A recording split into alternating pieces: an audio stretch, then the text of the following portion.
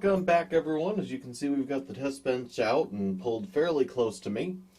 That's because I've got a bit of a project that we're going to do, and I'm hoping that this is a couple of videos worth of fun information, but maybe it might be one. We're going to find out. And what that is I have a pack of MicroCenter flash drives here. This is a 5-pack. They were all purchased together and therefore should have the same NAND and controllers and all of that fun stuff. We might pop one of these open and see what's in it if I can't figure out what's in there through software tools in a minute here. And what we're going to do is answer a question that I ran into. Somebody told me that they were writing random data directly to a flash drive for an extended period of time, and their drive was dead, and they were trying to figure out what had happened. I came to the conclusion that they had basically written it to death, and that's not actually that uncommon for flash drives. But it's also not something that's published or looked into either. So it used to be fairly common before the era of cheap and plentiful SSDs that if you were building something like a firewall or a VM host or any manner of small appliance type systems that didn't necessarily need a large OS partition, or who were managing data that wasn't on the OS, so like a NAS type system, you'd use a flash drive to boot. I mean, I've even got some old switches that I had taken apart, an HP network switch that booted off a flash drive. And sometimes you'd use too cheap of a flash drive, or you'd get a dud and they would die. And there were things that people told you not to do to avoid that. They told you turn off the page file, or don't write the page file to it, don't store databases on the flash drive.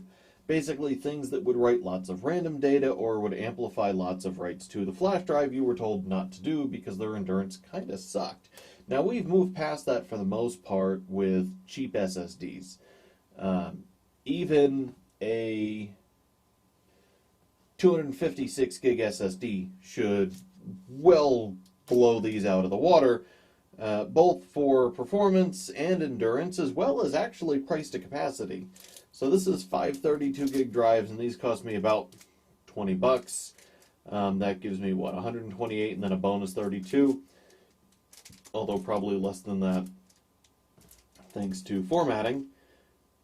Well, a 256 gig SSD ought to cost you about 20 bucks. Now, there are 256 gig flash drives I probably could have also purchased in the same price range. However, I wanted 5 identical drives so we can do 5 different things with them. And let me see if I've got a Sharpie somewhere so I can attempt to write which one is which.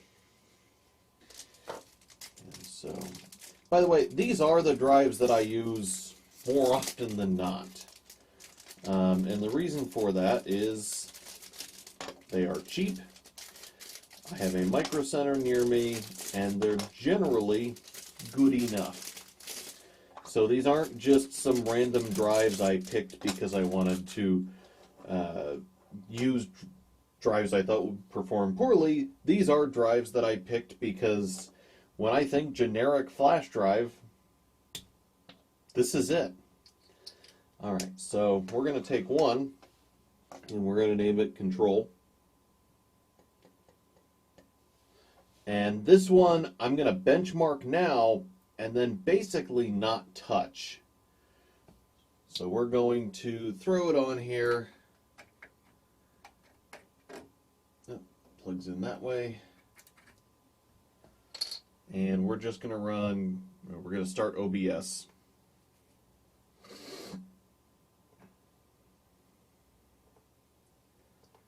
And we'll run Crystal Disk Mark 8 as our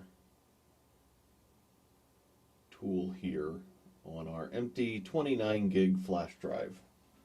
So these are actually slightly smaller than this 32 gig SanDisk I was using to move some files. That's interesting. Alright, well that's running. So I'm going to take 2 of them And I'm going to name this one random empty.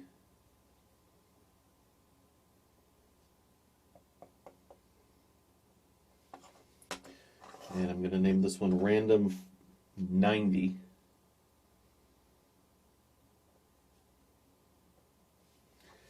And then I'm going to have a sequential empty.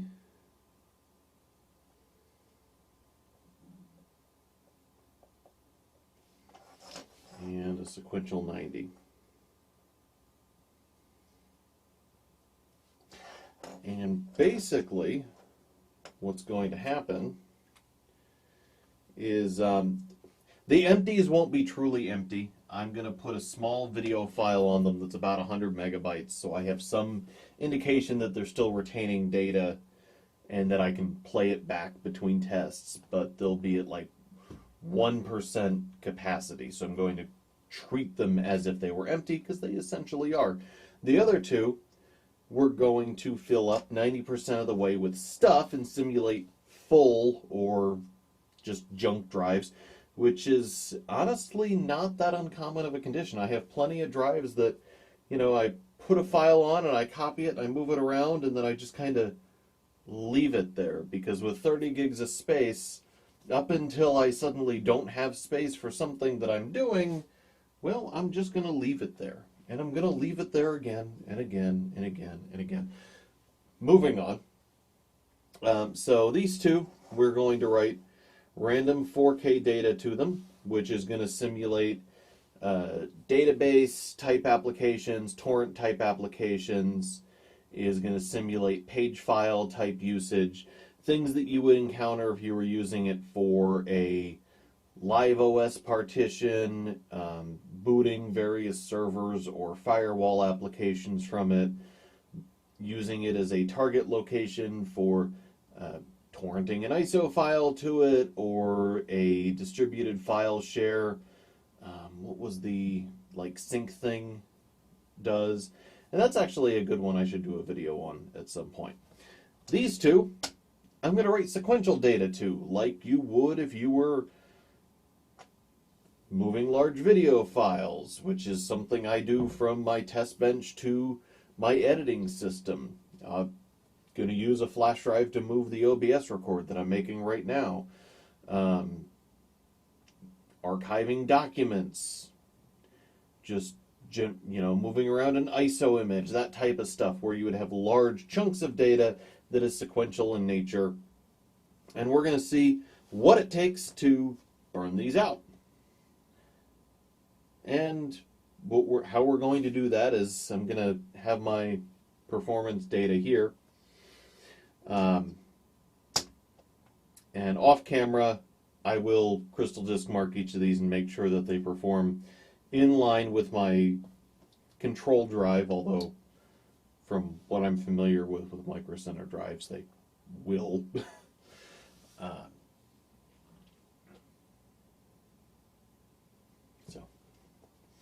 Basically, what we're going to do is we're going to write 1 terabyte of data at a time to the drives using IO meter with the appropriate patterns.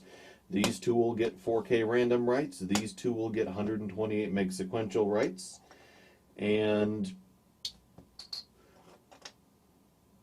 I'm going to plug the 90%ers in really quick so that I can start copying data to them as soon as my benchmark's done. And we're going to do it 1 terabyte at a time. We're going to write a terabyte, and then we're going to verify that we can read some of our data. And then we're going to write another terabyte. And that will give me some value, eventually, for what these drives are capable of enduring. And unfortunately, this is going to be a couple of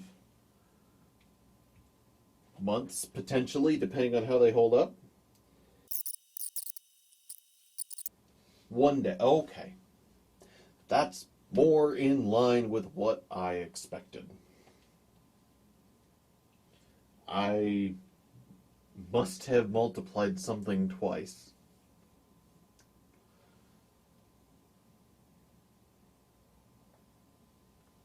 It's really the random write drives that I think are going to take the longest to do. Typically, random I/O against a flash controller sucks.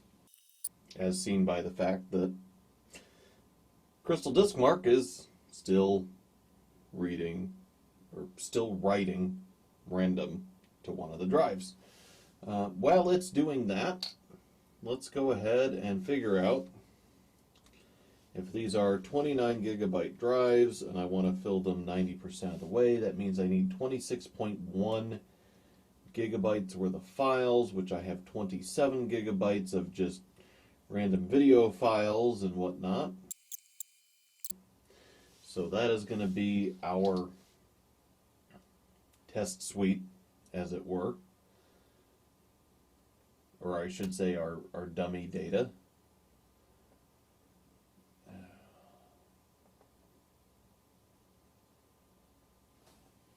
That's interesting.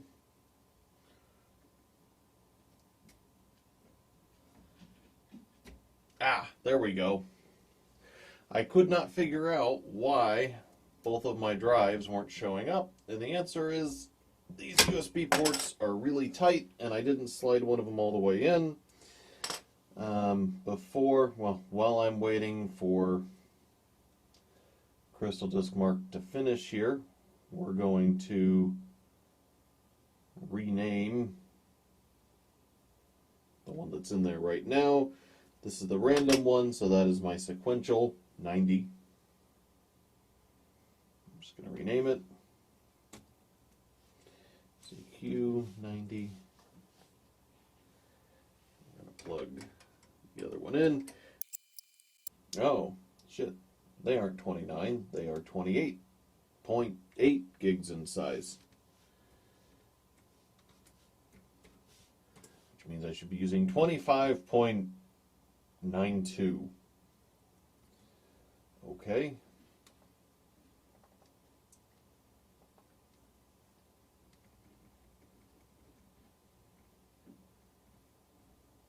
That's 25.9. And what we're going to do is we're going to use this 300 meg file as our test file. I think we're just going to have to overshoot a little bit and call 26.2 close enough, which is fine. And those are some abysmal random write numbers.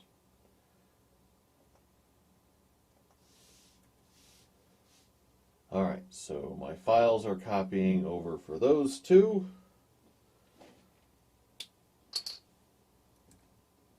I'm going to unplug that one. I'm going to plug in my sequential empty drive. And in my documents, I should have test file creator.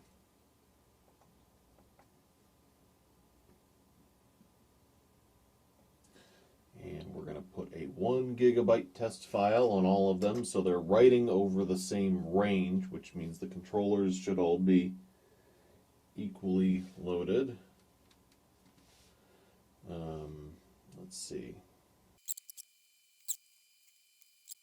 Let's see if Chip Genius can tell me what any of these are.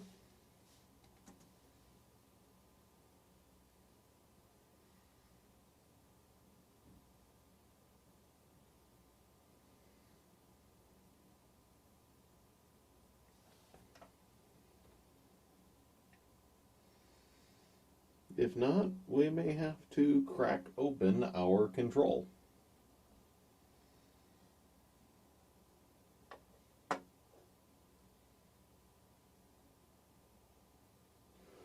Or they show right up as Phison PS2251-09.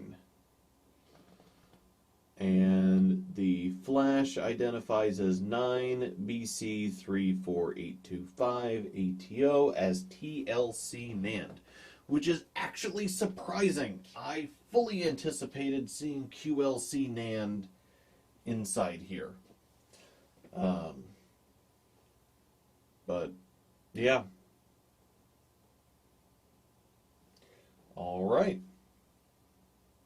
I love it when I don't when things work the way they're supposed to.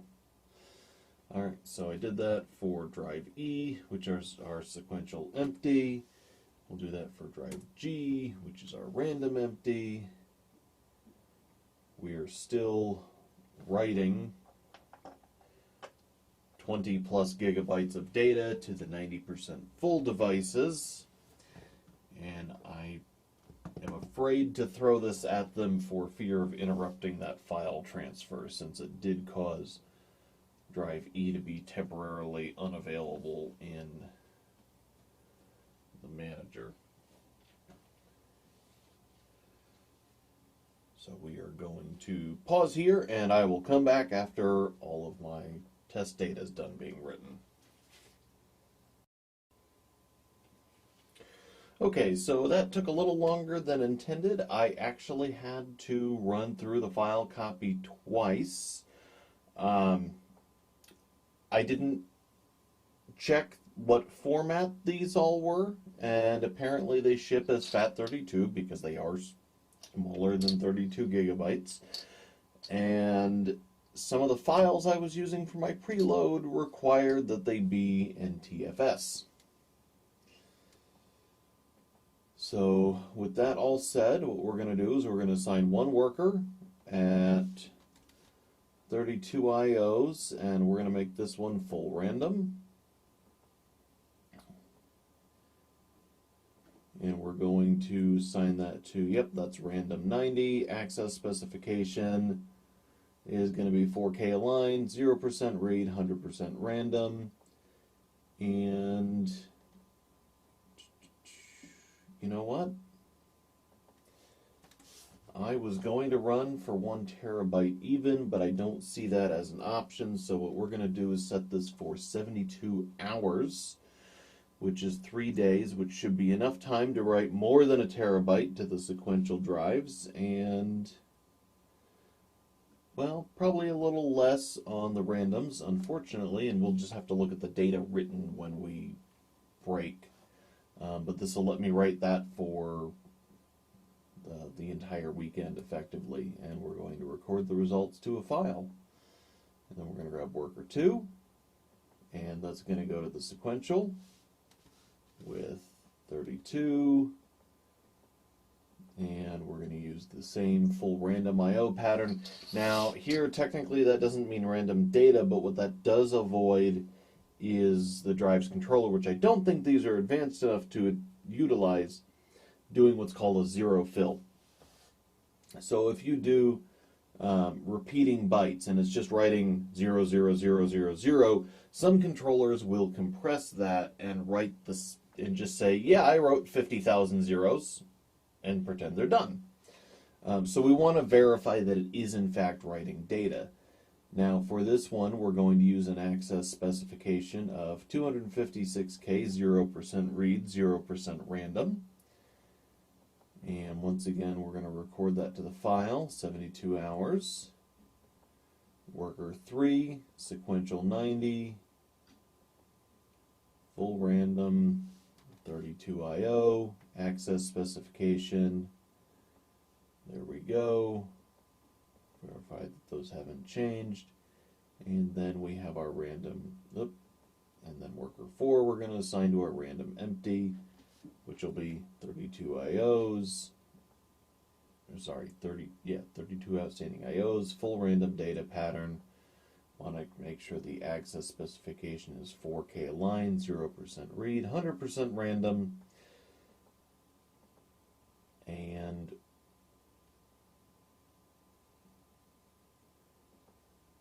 I'll stop that. And off it goes. And we're going to create a new folder, and we're going to call it Flashburn, because that's effectively what we're attempting to do, is just burn out these flash drives.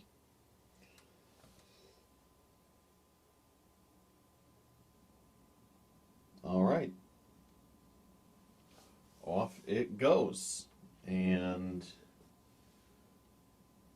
since I don't think it'll come through on camera very well, I'll probably get some B-roll footage of blinking drives. With all that said, as always, I want to thank anyone who helps support Pocketables, either by using our Amazon affiliate links or by supporting us on Patreon. It's support like that that helps me say, oh, look, somebody killed their flash drive and wanted to know what the kind of endurance that they can sustain is. Let's buy some flash drives and cook them and see what happens. I'd also like to thank Alextrix, who provides our opening and closing themes. And finally, thank you for watching.